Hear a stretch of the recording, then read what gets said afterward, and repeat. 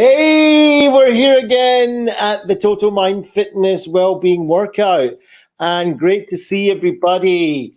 Don't forget to put your hello in the comments. Let's see who's here. Let's see what's going on today and what's happening in your life. So, just think for a second. What thoughts are grabbing you? Yeah, what thoughts are hijacking you? Our thoughts can really, really easily hijack us. So look out the window just now. See these clouds? See these clouds behind me? Just look outside your window. See if you can see any clouds. Take some of those thoughts that are really hijacking you right this very minute and just imagine placing them on one of the clouds and then just watching the cloud move by. And if you can't see the clouds right now, you can do that in your imagination. Just imagine the clouds and watch your thought just go by. So let's see who's in the house. So Mordechai is in the house.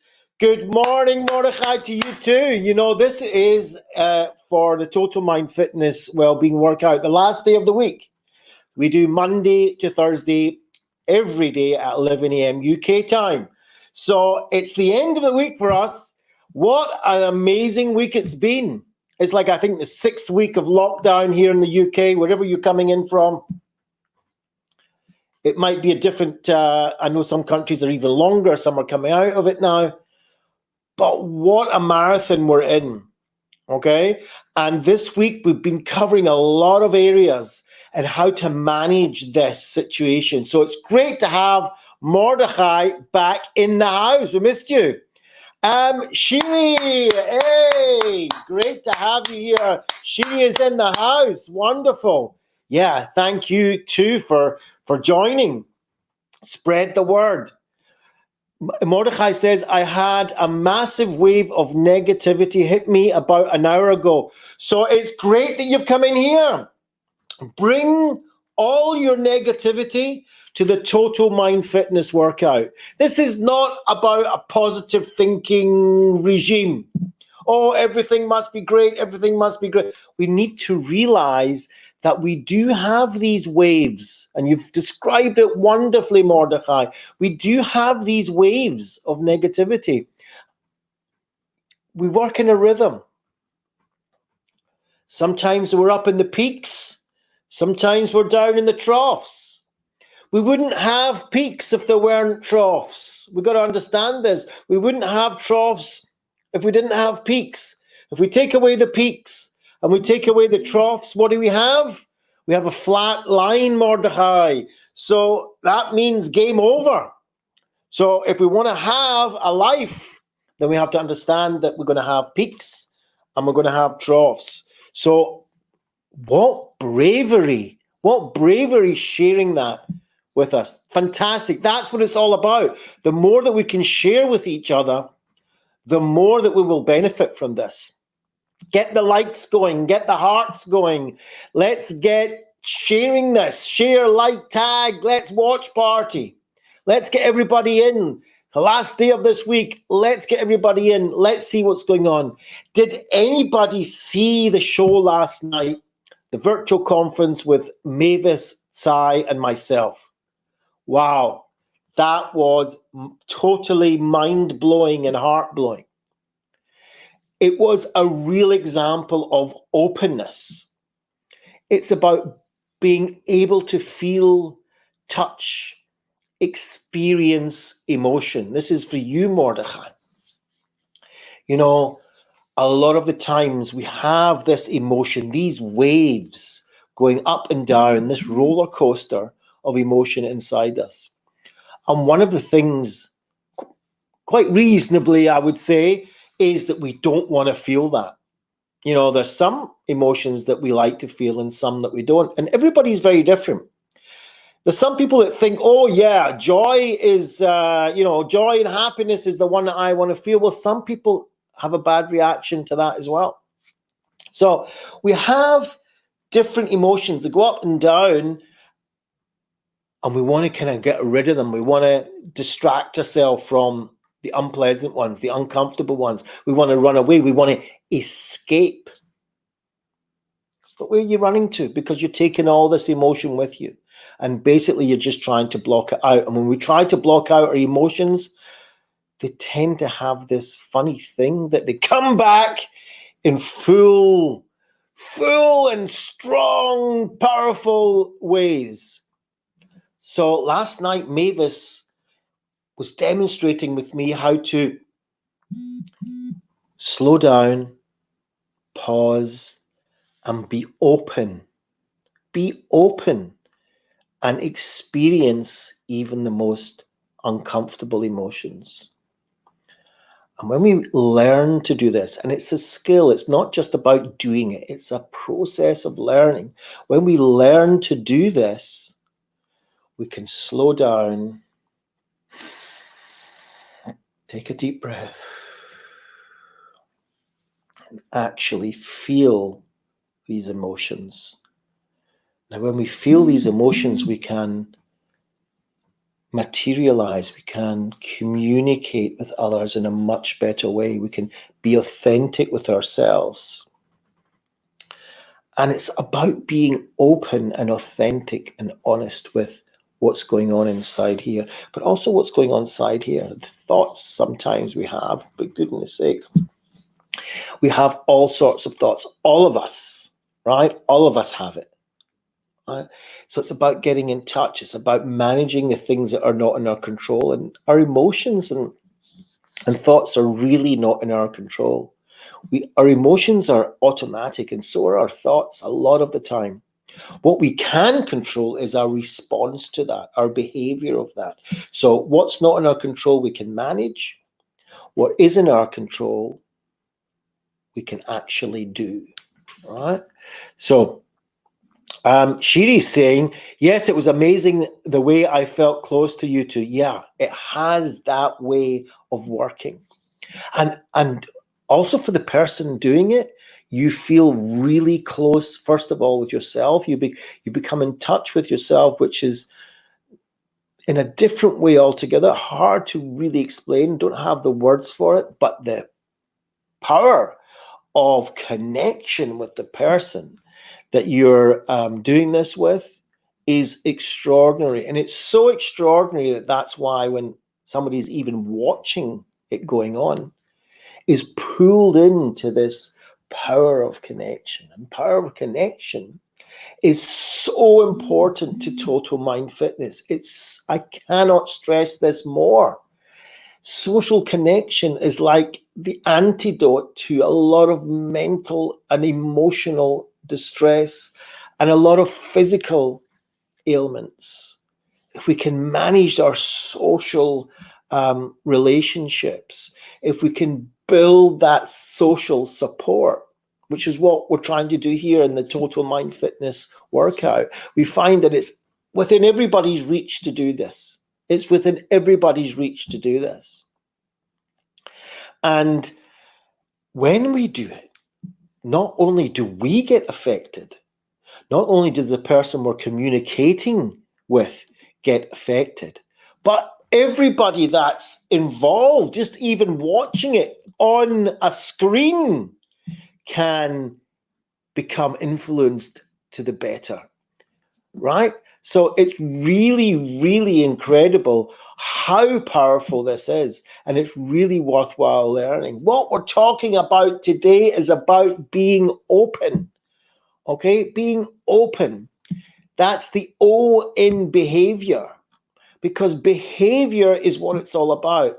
It's about dealing with the thoughts and the emotions, but transforming that into very healthy behavior. We're going from trauma to triumph.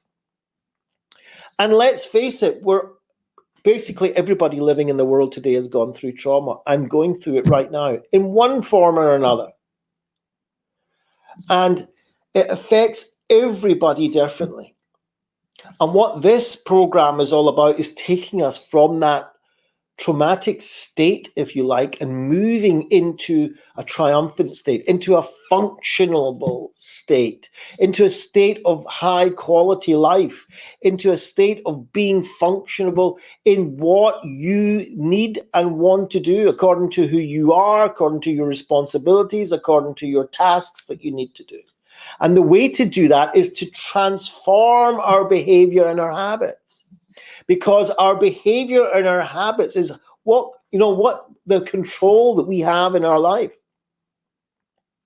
There are lots and lots of things that are not in our control. Lots. Most of life is not in our control. This we have to understand. This is fact. We can't control how somebody else thinks. We can't even control how somebody else behaves. We can't control how our partners behave or think, our children behave or think, our parents behave or think. We can't control how the neighbors think. We can't control how our friends think. We can't control how our community behaves and thinks towards us or towards anybody else. We cannot control society. We cannot do that. We can be part of all these things and we can try and influence. And that's what we do, but we cannot control it. We cannot control inside. We can't control our thoughts. Our mind is a thought-generating machine, basically. Of course, our mind is not a machine, but it generates thoughts. It's designed to generate thoughts, thousands and thousands and thousands of thoughts a day. We cannot control them. In fact, there are many thoughts that we don't even pay attention to. We just don't even realize they come and go. But the ones that we're conscious of, even those ones we're not in full control of them. Yeah, we can have a few thoughts that we are in control of. I can think right now how much I enjoy having you here with me. Okay, so that's the thought that I manufactured right now. But there's a lot of thoughts that come in that we don't have control over their manufacture, but they're produced and produced and produced. And there's a large amount of them. Studies have shown maybe even the majority of them are disturbing, are painful, are distressing thoughts of worry, thoughts of anxiety, thoughts of suspicions, all sorts of interesting thoughts. And these thoughts are not here to disturb us. That's not their aim. It's not the aim of the brain to start disturbing you every day with thoughts that are painful and distressing and hurtful. It's not out to get you. The aim of your brain, the aim of all of our brains, is to keep us alive. It's survival.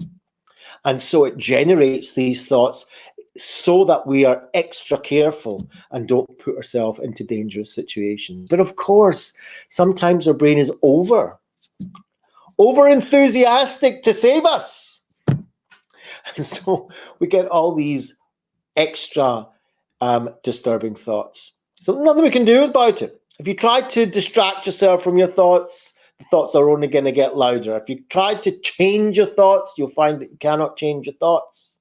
You can't stop thinking something and think of something else. Because if you try that, then if I ask you, well, why are you thinking of something else? You'll say, so that I don't think about the first thing. So, well, they're connected.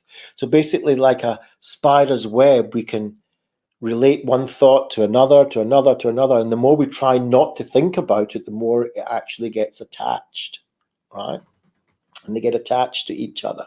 And then they begin to form a web. And so that everything we try to distract ourselves from, to get away from that thought, is now connected to that thought. So we need to manage these thoughts. We need to manage these thoughts and distance ourselves slightly from these thoughts. These thoughts can be so powerful that it can actually be like right up against our face. And when it's right up against our face, we can't really see what's going on in our lives because we're so engulfed in the thought. And some of us keep ruminating and ruminating and ruminating, and these thoughts just keep building up and building up and building up, and just blocking and blinding our whole life. So if we can't get rid of these thoughts, what can we do? Well, we can gently distance ourselves, not get rid of them, but hold them lightly in front of us. Maybe even place them on our lap. And then we can engage in the rest of the world, in the rest of our lives, but knowing that these thoughts are there and knowing that these thoughts are coming with us, no matter what we're doing. So this is about transforming our behavior, right? And we need to transform our behavior if we're going to move from that traumatic state to a T.R.I.U.M.P.H state. And the B in behavior is about what our behavioral goals are. And we've been working on that now for 2 weeks. What are our behavioral goals? What is it about our behavior that we want to change now? We want to focus on our healing. We want to focus on the changing our behavior to be more healthy behavior for us, more useful behavior for us. What is it in your life that you're doing that's not that useful right now? And what are you doing in your life that if you really could, you would stop doing that and do something much more useful for you? Now, I'm not just talking about eating healthy diet food and getting enough sleep, getting enough exercise. Of course, these are all super important, but it's not just about these things. It's about what's important in your life. At the beginning of the week, or just the end of last week, I started to branch out into my garden that I've not used for 4 years. I've never sat in it. I didn't even walk in it. I just went from the front door to the street and back and didn't even bother with it. And, it came across and I thought, I can't go out very much. I can't walk in the park very much. So why don't I just go out and engage in nature in my garden? It's not all about, the big things. It can be about the small things. It can be about the little tiny, tiny tomato seeds that I got and planted them into a plastic drinking cup. And every day now I water them. And I'm waiting. And it's very exciting. But I don't know if those seeds are going to sprout, create roots and sprout. I don't know what's going to happen. At the moment, it's all kind of quiet. No movement. I'm watering and watering. Effort. Making sure I don't forget. Making sure that they've not been blown over by the wind. That they're not too hot. They're not too cold. I don't see anything. Nothing is happening. And what happens to my thoughts? I'm like, well, maybe I've killed the seeds. Maybe I didn't plant them right. Maybe I didn't put the right compost in the cup. Maybe I squashed it down too much or didn't squash it down too much. Nothing is happening.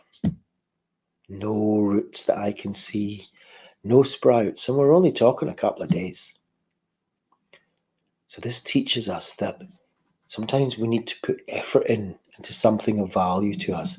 We need to put effort in of something of importance to us without the instant gratification, without even knowing if there's going to be an end result or not, because that's not what it's all about. It's about the effort and the journey of just doing something that's important to us. And if we get something at the end of it, then wow, that's a bonus. But if all we're wanting is the end result, then everything in the middle from starting it to getting the end result has disappeared, unappreciated. And that can be most of our life. So it's about that involvement, that engagement in the activities that you're doing and finding meaning and purpose in it. So we have here Lilach saying hi. Lilach is in the house. It is great to have you here. Fantastic. Brilliant. What support. Support for me, support for other people, getting familiar people in the house, getting familiar people in this community, that we're all going through this together, is really, really important. She says, I am an occupational therapist, and the work on behaviors and function is our main thing. Yeah, I want to ask about working with rumination. Ask away, absolutely. Rumination, oh my goodness. I used to be the king of rumination. And it particularly came when I was in conflict, right? So if I had some argument or conflict with somebody, it doesn't have to be something very major, then my mind would start. And I was like ruminating for days and all day, right?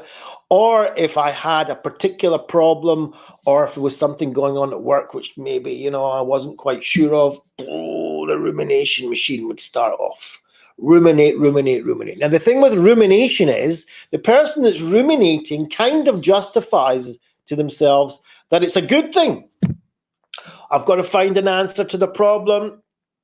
So I'm ruminating. Yeah, I'm doing my own research here. I'm doing my own investigation. I'm analyzing my thoughts. I'm analyzing what I did. I'm analyzing what they said. I'm analyzing what I would say. If I had the courage, I might say it, but I don't actually say it. But in my head, I'm actually saying it, right? The amount of things I said to people in my head, but it never actually came out my mouth, could be books could be written about it. Right? That's what rumination does. It just. Now, another thing about rumination is that it creates a whole biochemical reaction going on in the body. It raises the distress levels. Raising distress levels will raise all the stress hormones in the body, adrenaline, cortisol, the whole package. And we're going to get that churning around in our bodies, all these super stress hormones, and we can actually become addicted to that stimulus. So even when we're going through periods when we're not ruminating, when we want that little stimulus, we can actually generate that conflict back again in our heads and start the whole ruminating process again, right? Let's say we were angry at somebody and we've managed to calm down. We got through a few days and, but then we're addicted to all the biochemicals, right? So we think about that again. We bring that up again and boom, we're back in rumination mode. All right. So that can happen either we deliberately do it, or it can happen that we just see something that triggers us off, or we see the person again and it comes off, or we hear the person's name, both comes off, or any other type of related item or person that can trigger that whole rumination process off. And then it can go on and on and on, and then we get all these benefits out of it as well, all these stimulation benefits, all these hormonal benefits that we don't really understand, and we don't really appreciate that we're actually benefiting from, and we just find the pain of that rumination. And when we're ruminating, we're so narrowed down, we don't see anything. We get to our thoughts really close us in, and we lose all that life that we've got around us. It affects our relationships, it affects our production, it affects our work, it affects our leisure, it affects our joy, it affects our engagement with our life, because we're closed in with this rumination. So what can we do about it? We need to unhook from these thoughts. Because these thoughts have hijacked us. They've hooked on to our brain, basically, our thinking part of the brain, our prefrontal cortex part of the brain. The emotional side is hooked on and has basically hijacked that whole part of it. Now, if we want to get back into functional action again, we need to be unhooked from that. And to become unhooked from that, we need to do an unhooking process. And one of the unhooking processes is what I said at the very beginning, is take those ruminating thoughts and just place it on one of those clouds. And imagine, if you can't see real clouds, just imagine these clouds are moving by, and just put those thoughts in the clouds and just gently, without trying to make them go, without trying to speed up the process, without doing anything, just place these thoughts in the cloud and watch them go by. Another thing we can do is just to thank our brain and say, you know what, thank you, brain, for these thoughts. Thank you. But, at the moment, I don't need that advice. And so I'm just going to let that go. That's another way of doing it. Another way of doing it is, if you don't like the clouds, then put it on anything that's moving. So you can put it on a train carriage.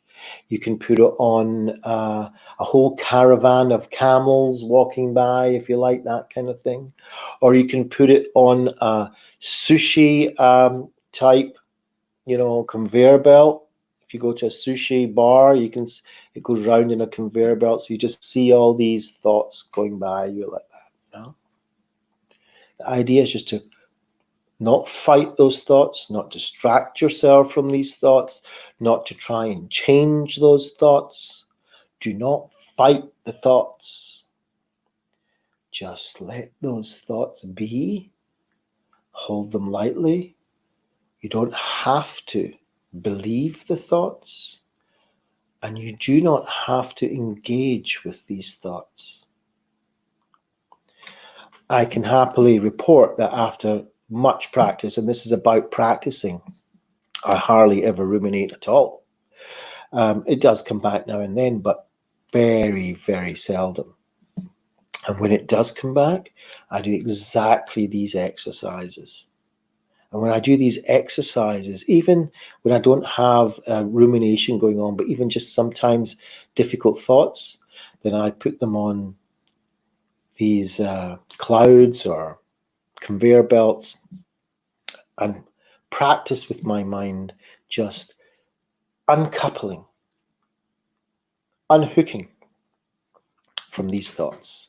So I hope that answered your question, Shiri. So, excuse me, it's our behavior that will increase our chance of having a higher quality life. And that's what we're trying to do. We're trying to have a higher quality life. Whatever level you're on at the moment, let's bring it up. Let's deepen the quality side of your life, right? So we have to ask ourselves, what will we do differently if we could? If everything was the way we wanted it, what could we do totally differently if we could? What would we start doing? What would we stop doing? How would we relate to ourselves differently? How would we relate to others differently if we could?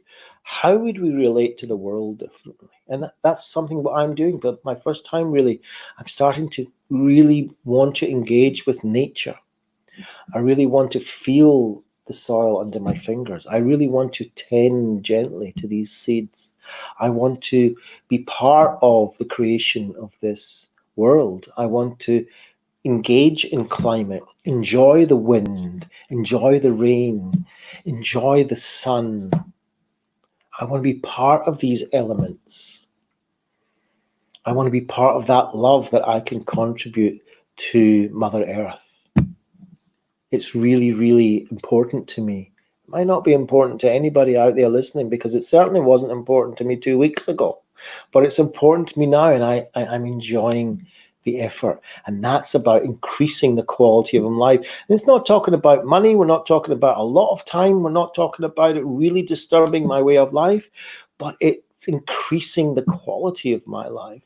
And I'm becoming engaged in it. And when you become engaged in that goal, you start to ask yourself, what's the next step? Right? What's the next step that I can take of doing something that's important to me? Right? And it could be connecting with another human being. It could be connecting again with your partner or spouse. It could be connecting in a deeper way with your children or your parents or your neighbors or your friends. And it can still be done even in lockdown situations. It can be still done in crisis situations. We can still reach out and allow others to reach out into ourselves. And the H in behavior is about being holistic and addressing all the areas of our life, not just our body, exercise and, taking the right diet and so on is very important, but it's not just about our body. It's also not just about our mind. Yeah, it's important to, uncouple from these thoughts and have a much more functionable mind, but it's not just about the mind. Also, we need to bring spirit and soul into this, into what is our life's meaning? What is our life's function? What is our objective when we live this life? How do we want to live it? What do we want to stand for in this life? What do we want to stand for while we've got a body that we're working on? What do we want to stand for when we've got a mind we're working on? We're building and we're getting our mind and body fit. But fit for what? What is the meaning and purpose in our life?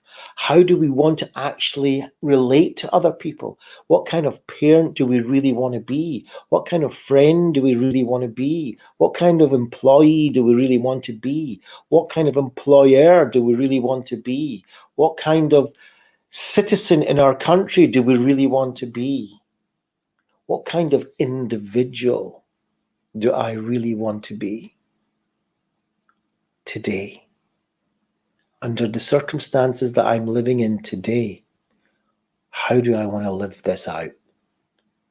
How do I want to live this out? 10 years from now, when I'm looking back at myself, I want to be able to say, wow, look how I lived through that crisis. Look how I was loyal to myself. I was authentic to myself. I lived it the way that's important for me to live it. That's what we want to do. The problems that we have in our life, we can hold lightly. I suggest you try this. Get an ice cube. Get an ice cube from your freezer and hold that in your hand. That can be reasonably uncomfortable if you hold it for a certain amount of time. But if you hold it lightly and you look at it, right? And if you grip it really, really tightly, you'll start to feel that uncomfortableness. Now, our most difficult thoughts and our most difficult sensations that we have in our bodies, like holding this ice cube. And the harder you try to control it, the more painful it will get and the more messy it will get and start dripping out all over you. But if you open your hand and hold it lightly,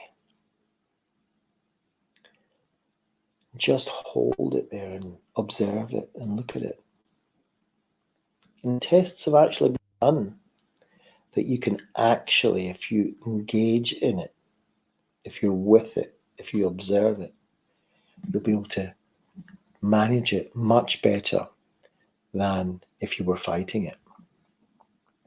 And so becoming aware of ourselves, becoming aware of who we are, becoming aware of what experiences we have, by taking that moment to pause and be aware of what's showing up inside us, these thoughts, being aware of them and not trying to distract yourself from them, these body sensations, being aware of our emotions, like Mordechai said at the beginning, being aware of that negative wave that sometimes we get is super, super important.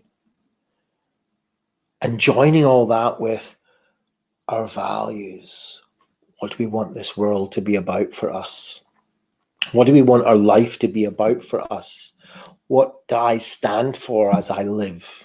What do I stand for as a parent? What do I stand for as a friend? What do I stand for as an individual in this world? What do I stand for as I go through this crisis of coronavirus? What matters really in the bigger picture for me? So these values, the V in behavior, that is what's really going to give me that motivation.